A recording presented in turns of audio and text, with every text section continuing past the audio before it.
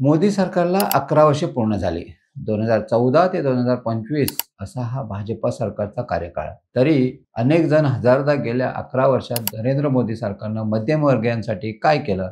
असे प्रश्न उपस्थित करतात. भाजपा सरकारनं मध्यमवर्गाला केंद्रस्थानी ठेवून अनेक योजना आणि सुधारणा राबवल्याचा दावा केला आणि त्या अंमलातही आणल्या. चला पाहूयात मोदी सरकारनं मध्यमवर्गीयांसाठी नेमकं काय केलं त्याचा प्रवास. नमस्कार, मी राजेश सावंत, प्रहार न्यूझीलंडमध्ये आपलं स्वागत करतो. केंद्रात मोदी सरकार अर्थात भाजपा सरकार आता 11 वर्ष पूर्ण झाली तरी टीकेचा महापूर काही आटलेला नाही. कुणीही उठतं आणि मोदी सरकारवर टीका करतं. मोदी सरकारनं मध्यमवर्गीयांसाठी काय केलं असा या टीकेचा मोठा सूर असतो. मात्र आज आम्ही तुम्हाला मोदी सरकारनं मध्यमवर्गीयांसाठी काय काय केलं हे सांगणार आहोत. गेल्या 11 वर्षात गरिबीचं प्रमाण 16.2% ते 2.3% आलंय. कारण मोदी सरकारमुळे एक नवीन मध्यम वर्ग उदयाला आलाय. मोदी सरकारनं मध्यमवर्गीयांसाठी कल्याणकारी योजना, आर्थिक सुधारणा आणि पायाभूत सुविधांमधील गुंतवणूक वाढवली. त्याचा फायदा मध्यमवर्गीयांनाच झाला. मध्यम वर्गाला सर्वात मोठा दिलासा मिळाला तो कर सवलतींमधून. 2014 मध्ये करमुक्त उत्पन्नाची मर्यादा होती फक्त 2 लाख रुपये. 2024 मध्ये ती वाढून तब्बल 12.75 लाख रुपये झाले. त्यामुळे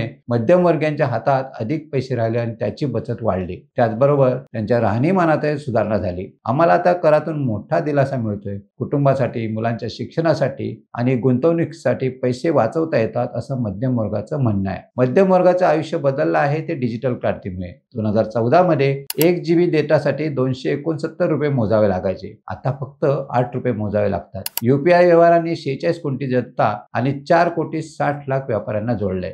डिजिलॉकरचे 52 कोटी वापरकर्ते आहेत आणि विशेष म्हणजे अवघ्या 22 महिन्यात 99.6% जिल्ह्यांमध्ये 5G पोहोचलंय. आता UPI व्यवहारही खूप सोपे झालेत आणि स्वस्त डेटामुळे ऑनलाईन व्यवसायात वाढ होते. मोदी सरकारनं मध्यम वर्गाला रोजच्या आयुष्यात दिलासा देणाऱ्या पायाभूत सुविधांमध्येही वाढ केली. 2014 मध्ये फक्त 5 शहरांमध्ये मेट्रो होती. आज 23 शहरांमध्ये मेट्रो धावते. LED बल्बचा खर्च 450 रुपयावरून 70 रुपयांवर आलाय. त्यामुळं दरवर्षी 20,000 कोटींची बचत होते. रेराने 1 लाख प्रकरणं सोडवली तर स्वामीय फंडामुळे थांबलेल्या रिअल इस्टेट प्रकल्पांना जीवदान आणि गती मिळाले. कर सवलती, डिजिटल क्रांती आणि पायाभूत सुविधांमधील प्रगतीमुळे मध्यमवर्गीयांचं जीवन बदललं आहे आणि यात मोदी सरकारच्या धोरणांचा, निर्णयांचा मोठा वाटा आहे. या सर्व योजना पाहता आणि मोदी सरकारनं मध्यमवर्गीयांसाठी दिलेलं योगदान पाहता टीकाकारांची तोंड नक्कीच बंद होतील. तुम्हाला ही माहिती कशी वाटली कमेंट्समध्ये नक्की कळवा आणि अशाच नवनवीन व्हिडिओ पाहण्यासाठी प्रहार न्यूझीलंड चॅनलला लाईक,